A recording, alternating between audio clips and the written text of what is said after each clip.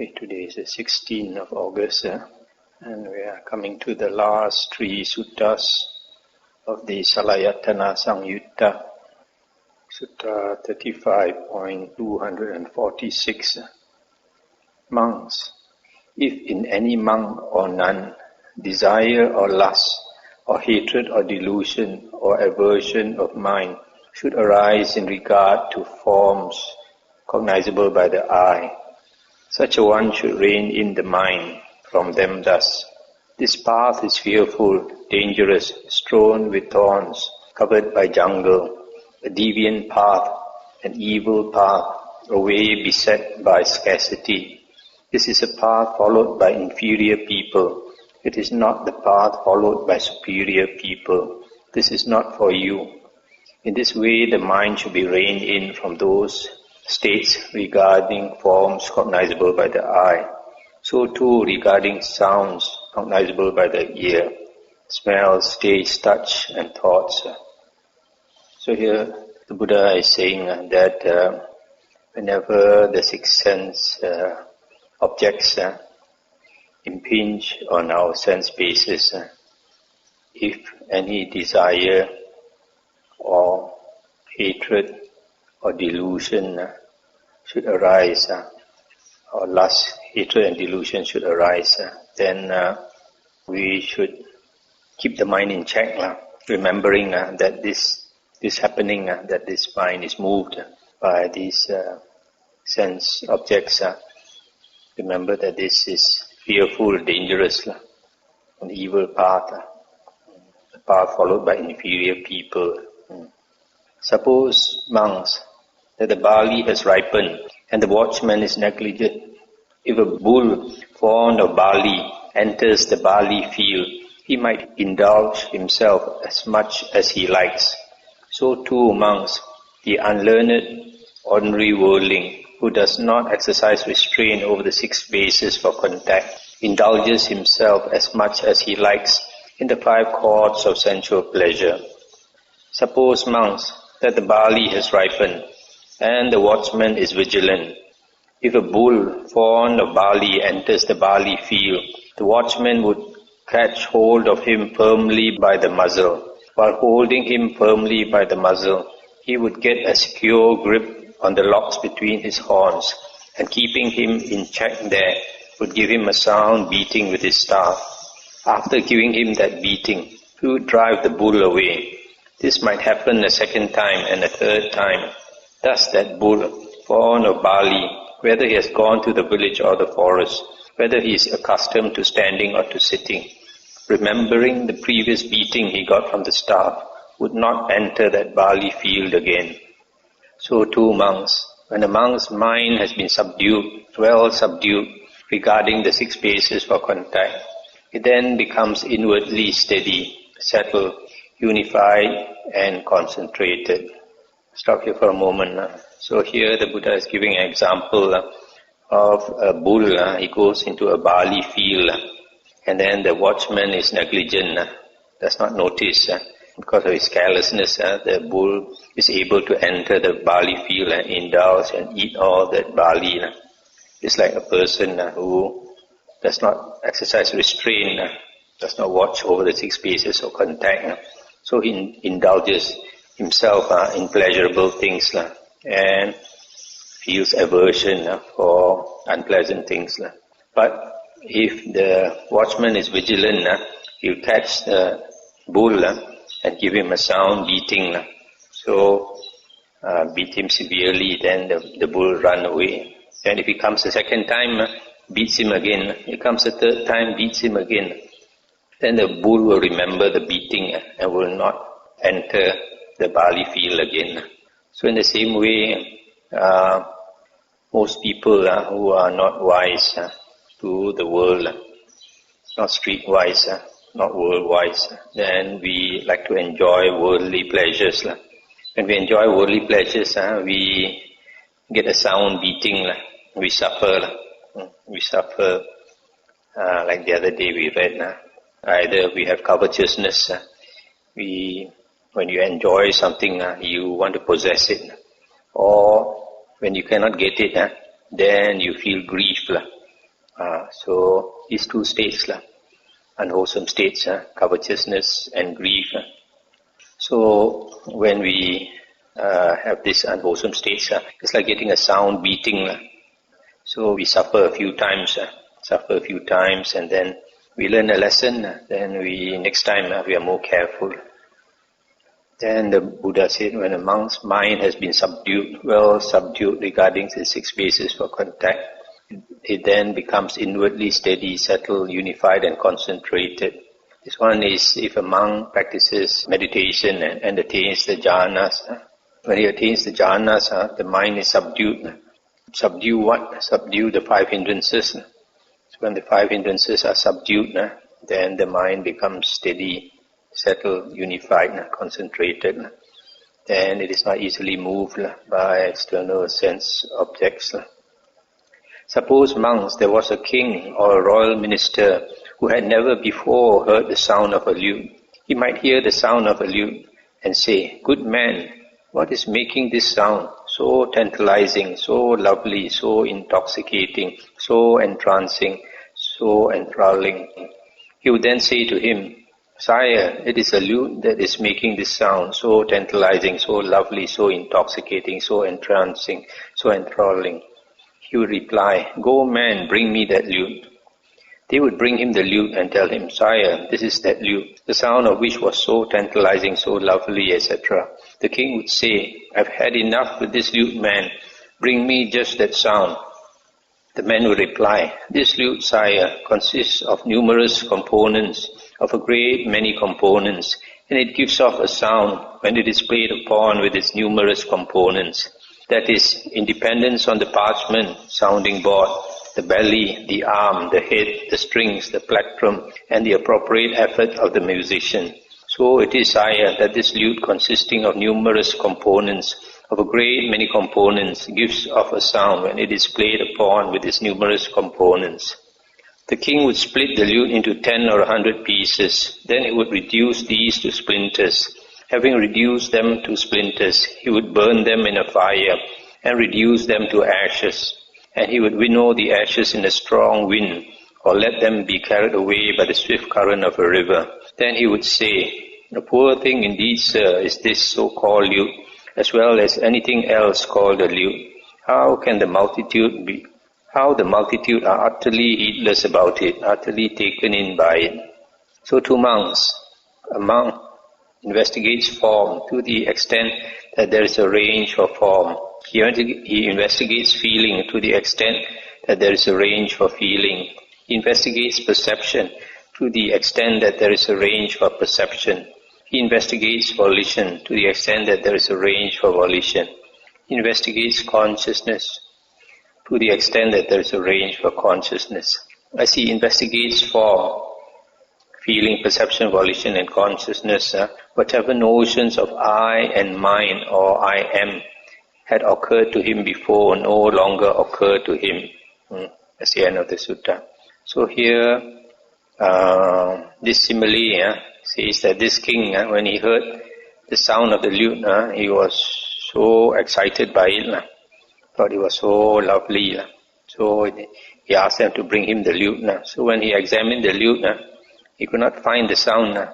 So trying to find the sound, he cut the lute into many pieces and could not find it. Then he burned it and still could not find it. So he said, "This is a useless thing."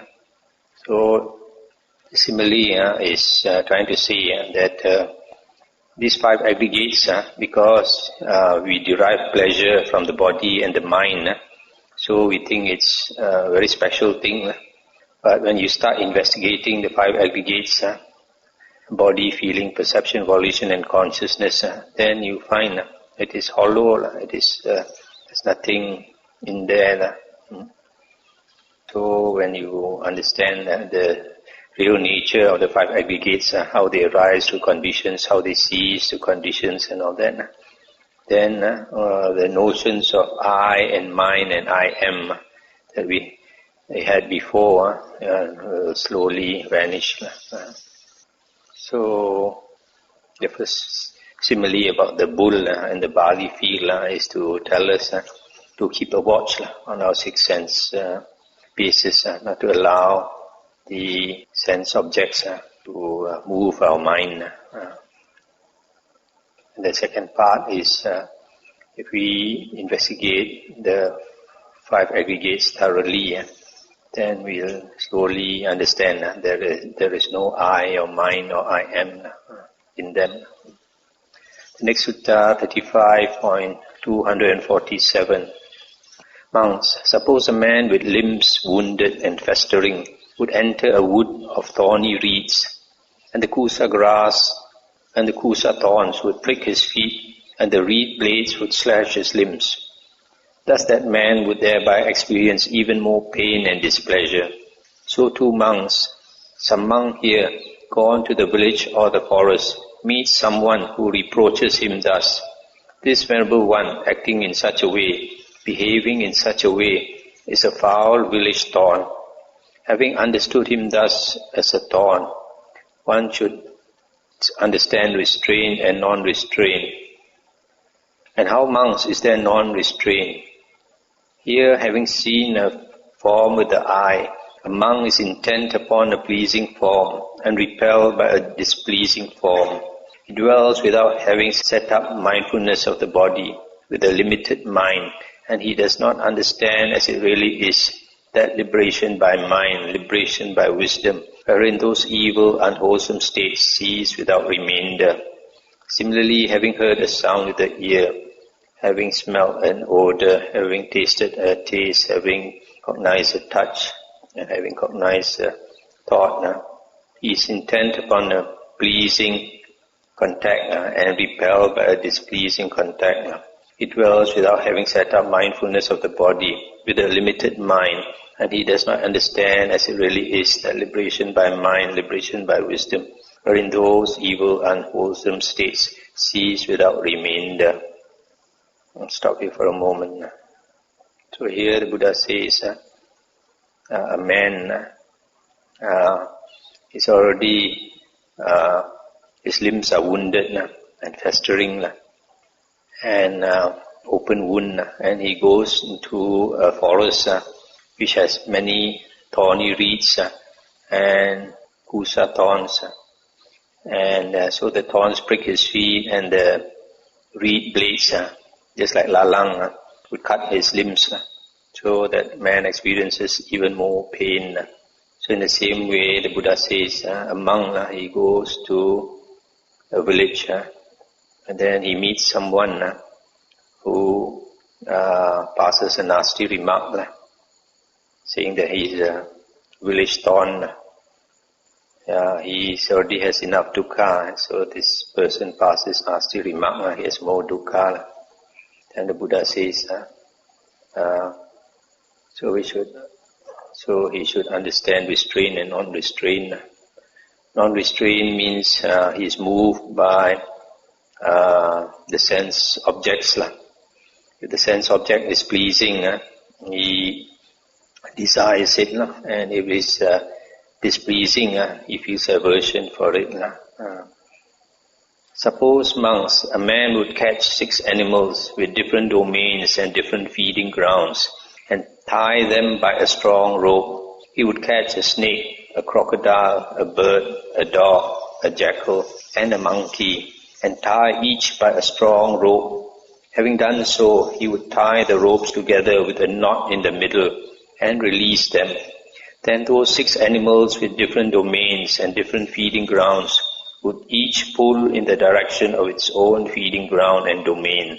The snake would pull one way, thinking, let me enter an ant-hill. In other words, the snake wants to enter a hole.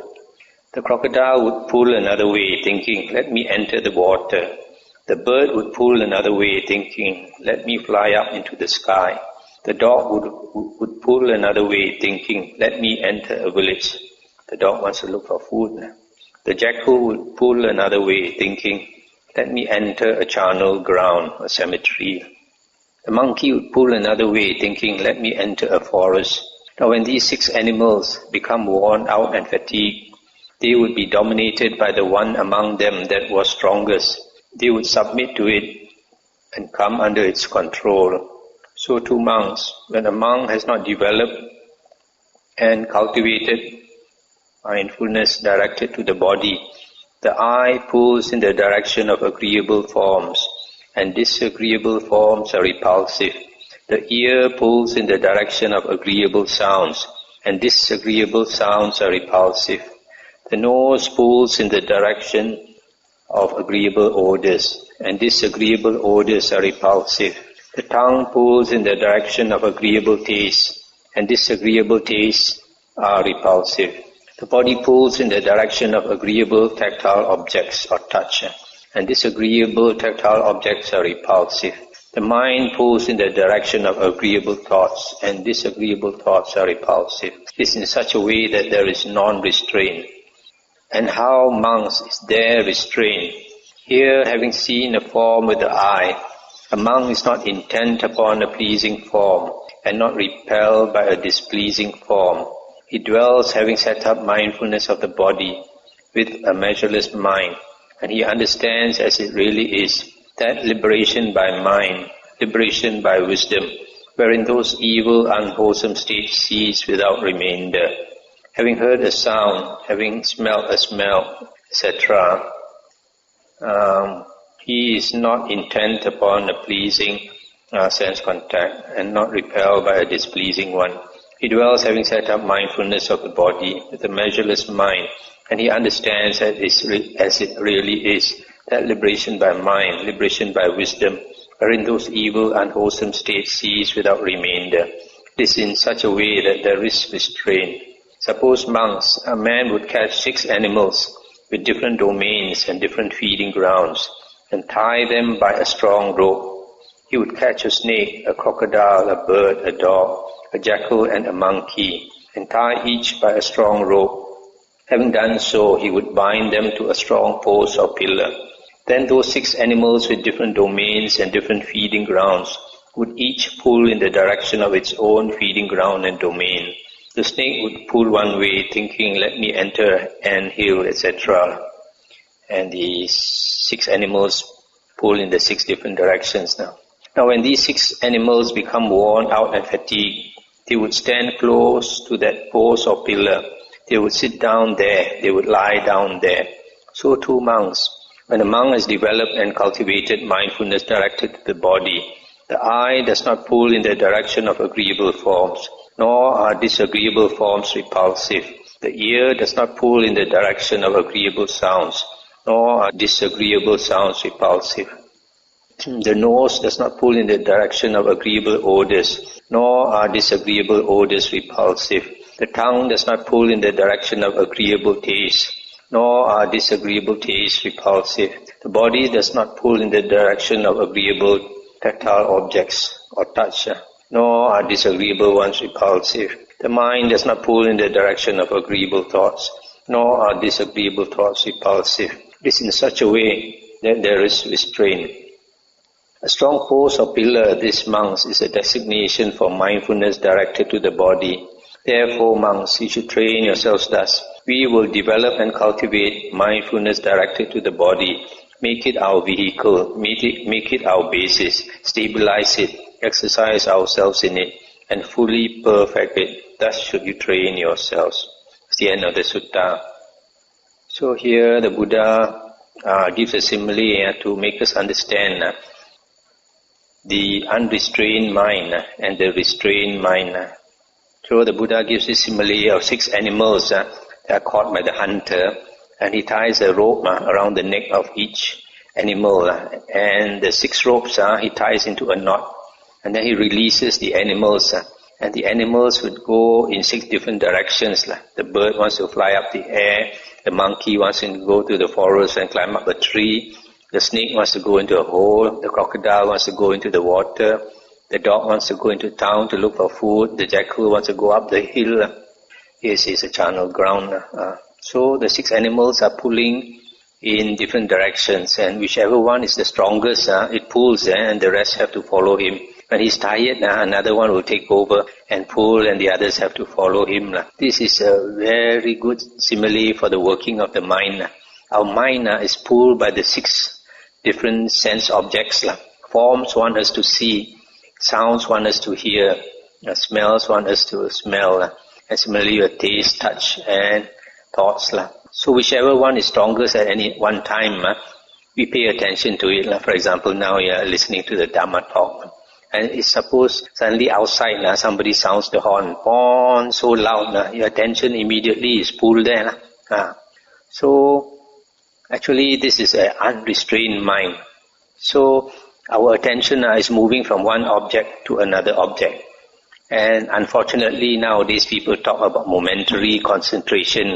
This is exactly momentary concentration. This momentary concentration is of no use at all. It's an unrestrained mind, and it's the normal mind. You don't have to practice momentary concentration. We have momentary concentration all the time. The only problem is what we are paying attention to is of no benefit. Sometimes, for example, you might be meditating and then you fall asleep. When you fall asleep, you are still mindful, but you are mindful of your thoughts, of your dreams. So, for example, if your mind strays and you start having stray thoughts, you're still mindful, but you're mindful of the stray thoughts, which is totally useless. That's why when we practice sati, sati is not mindfulness. Sati is recollection, remembering to put your attention or your mindfulness on only 4 objects, only one of 4 objects: the body, the feeling, the mind, and Dhamma, the Buddha's teachings. Right? So that's the meaning of sati. Sati is remembering to put your mindfulness to these 4 things. That's why it's called recollection. Sati means recollection. If you want to use the word mindfulness, then it is a specific mindfulness. It is not general mindfulness. It is specific mindfulness directed only to 4 things. That is sati. But it's better to remember as recollection because it has to do with remembering, calling to mind these 4 things. Right? So this unrestrained mind is the ordinary mind that is just momentary concentration. Your mind just goes from one object to another, one object to another. You're paying attention to one object and another. It's totally unrestrained. So the Buddha says to restrain the mind, these 6 animals, going back to these 6 animals, to restrain these animals, the Buddha says the hunter has to tie the 6 ropes to a stout pillar. When you tie it to a stout pillar, whichever way they want to go, they can only go around that pillar. They cannot go anywhere else. They go around the pillar until they are totally fatigued. Then they will lie down beside the pillar. They will rest beside the pillar. They can't go anywhere else. That is the way to discipline them, restrain them. Then they are totally subdued. So this simile is telling us this pillar represents mindfulness of the body. So mindfulness of the body. This body is not necessarily the physical body. It can be the breath body, like the Buddha himself practices anapanasati, a recollection of the breath. So the breath itself can be considered as a body. You pay attention to it. But probably you can consider other things, like during the Buddha's time, they practice meditation on the kasinas, like meditating on candlelight. That probably can be considered a body. And meditation on water. Open your eyes, watch the water, see the water, and then close your eyes and open. Constantly keep seeing until the object stays with the mind. So that maybe can be considered a body also. Or you consider your physical body, because as long as your mind is you are mindful of the physical body, the mind does not wander off. So it helps you to preserve your mindfulness.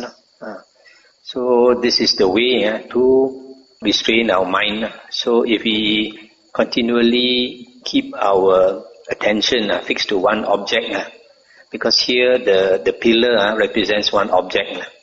So when we meditate, we are supposed to focus our attention only on one object, not to go from object to object, only one object. The mind tries to run away, we bring it back to that object. It tries to run away, we bring it back to that object. Constantly do that until we are able to subdue the mind. So it will stay, when your mindfulness stays with one object, then the mind becomes unified and you attain the state of jhana. And when you attain the state of jhana, then the 5 hindrances dissolve away. And that is the purpose of meditation, to get rid of the 5 hindrances, so that you can see things clearly as they really are.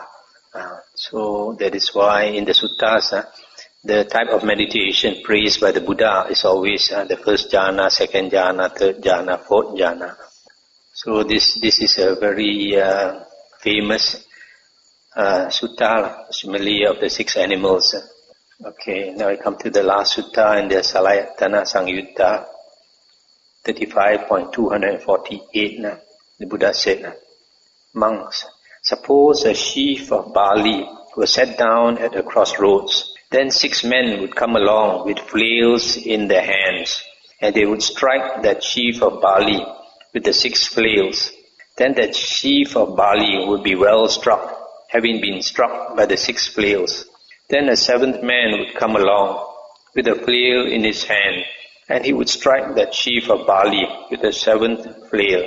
Thus that sheaf of barley would be struck even still more thoroughly, having been struck by the 7th flail. So here this simile says, you have this bunch of barley tied up, and then these 6 men come along with this flail. Flail is something to whip.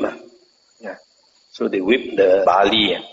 6 of them whip the barley, so the barley will be well struck. Then a 7th man would come along and also strike it. So too monk, the unlearned ordinary worldling, is struck in the eye by agreeable and disagreeable forms, struck in the ear by agreeable and disagreeable sounds, struck in the nose by agreeable and disagreeable odors, struck in the tongue by agreeable and disagreeable taste, struck in the body by agreeable and disagreeable tactile objects, struck in the mind by agreeable and disagreeable thoughts. If that unlearned ordinary worldling sets his mind upon future renewed existence, then that senseless man is struck even still more thoroughly, just like the sheaf of barley struck by the 7th flail. Stop here for a moment. So here the Buddha says, just like that sheaf of barley, we are struck by the 6 sense objects. Why do we say we are struck? Because when the 6 sense objects impinge on our 6 sense bases, then feeling arises. Feeling is followed by perception, followed by thoughts, followed by chasing after the object.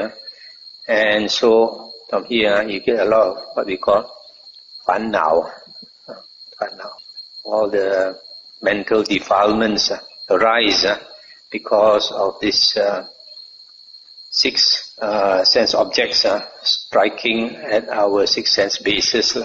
So that's why the Buddha gives us simile of that sheaf of barley being hit and hit again.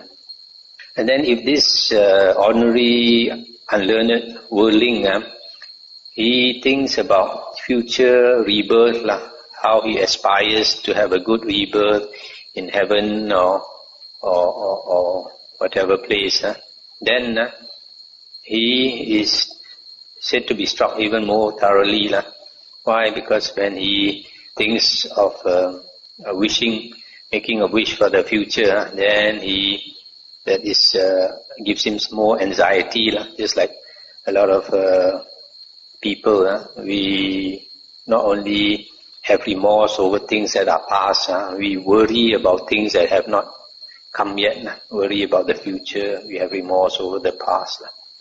So in the same way, this man, if he thinks about the future, rebirth and all that, then maybe either he wants to think of going to heaven, or he's afraid that because his karma is no good, he's going to hell, or he's going to ghost realm or whatever, then all that is to him is fan-nao, mental disturbance, defilements.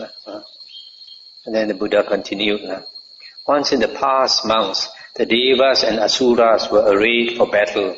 Then Vepachiti, lord of the Asuras, addressed the Asuras thus, Good sirs, if in this impending battle the Asuras win and the Devas are defeated, bind Sakka Devaraja by his 4 limbs and neck and bring him to me in the city of the Asuras.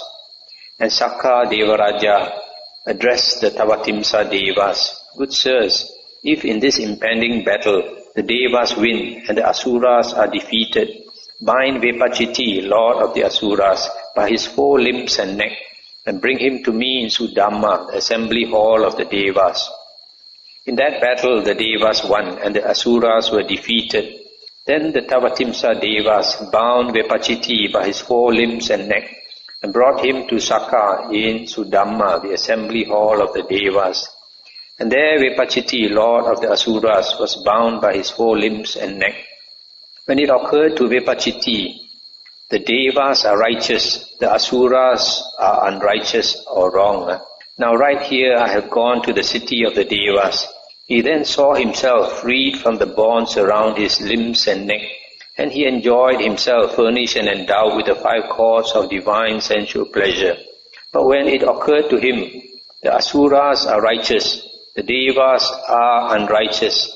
Now I will go to the city of the Asuras. But when it occurred to him, the Asuras are righteous, the Devas are unrighteous. Now I will go to the city of the Asuras. Then he saw himself bound by his 4 limbs and neck, and he was deprived of the 5 cords of divine sensual pleasure. So subtle, monks, was the bondage of Vepachiti, but even subtler than that is the bondage of Mara. In conceiving, one is bound by Mara. By not conceiving, one is freed from the evil one. Stop here for a moment. So here the Buddha is saying that this king of the Asuras, he was caught by the Devas, and he was brought to the Deva city. The Devas, they have Sakka Devaraja as their head.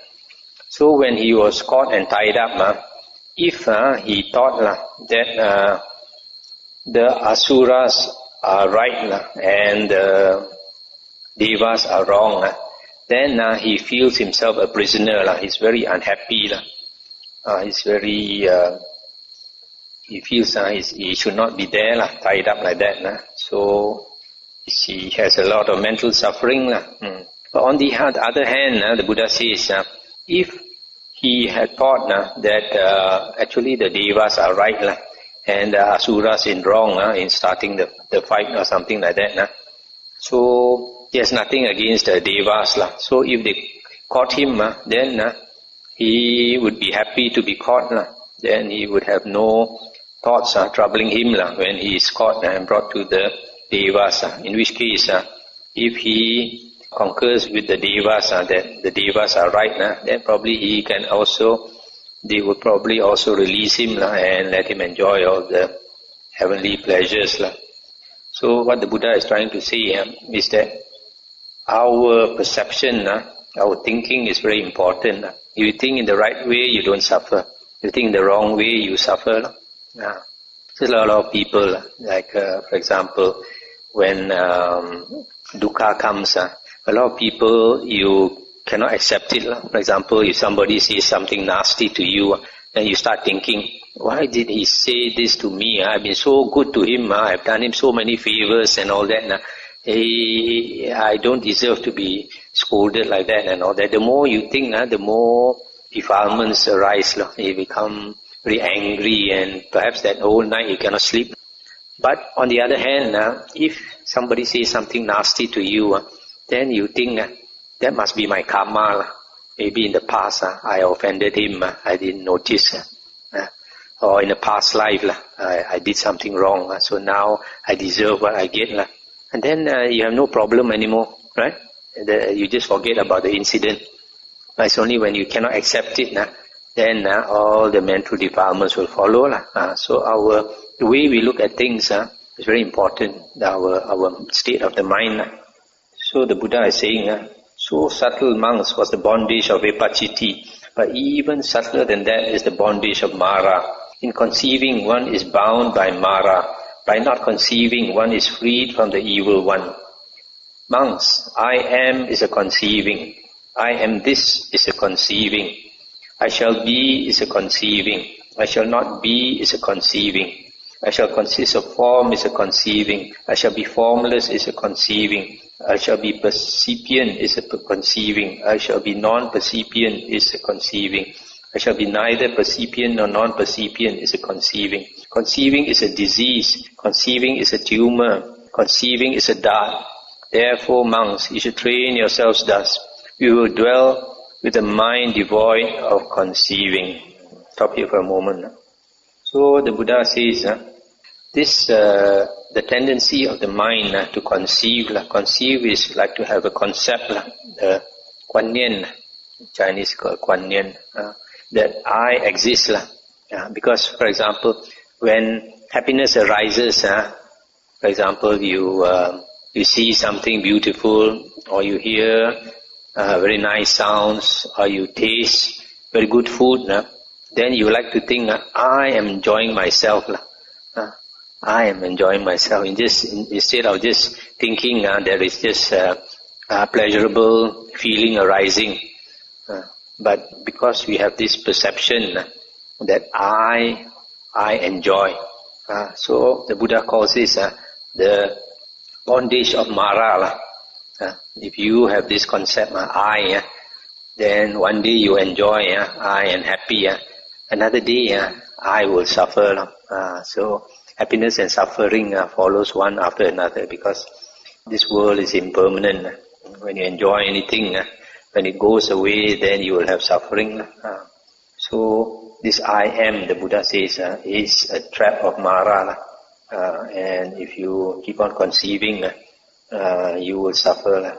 So this concept that I am or I exist, we should be very careful. If we don't have the concept I, then you don't suffer. Monks, I am is a perturbation. I am this is a perturbation, is a disturbance of the mind, and all these other views. It's a disturbance of the mind, it's a dart, it's a tumor. Monks, I am is a palpitation, something that will shake you. I am this is a palpitation. I shall be is a palpitation. Palpitation is a disease, it's a tumor, it's a dart. Therefore, monks, you should train yourselves. We will dwell with a mind devoid of palpitation. Monks, I am is a proliferation. Proliferation is papancha, proliferation of thoughts. I am this is a proliferation. I shall be is a proliferation. Proliferation is a disease. Proliferation is a tumor, is a dart. Therefore, monks, you should train yourselves thus. You will dwell with a mind devoid of proliferation. Monks, I am is an involvement with conceit. I am this is an involvement with conceit. I shall be is an involvement with conceit. I shall whatever, etc. Involvement with conceit is a disease. Involvement with conceit is a tumor. Involvement with conceit is a dart. Therefore, monks, you should train yourselves thus. You will dwell with the mind in which conceit has been struck down. Thus should you train yourselves. It's the end of the sutta. So in this last part, the Buddha says, just like the Vipachiti, when he was caught, depending on his state of mind, if his state of mind is not skillful, then he will suffer.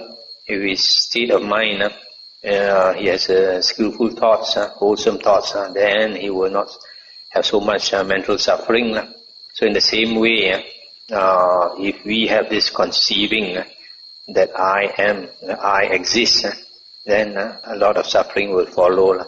And this conceiving, the Buddha says, is a perturbation. It's something that disturbs your mind. It's a palpitation, something that will shake your mind. It's a proliferation. It's a multiplication of thoughts.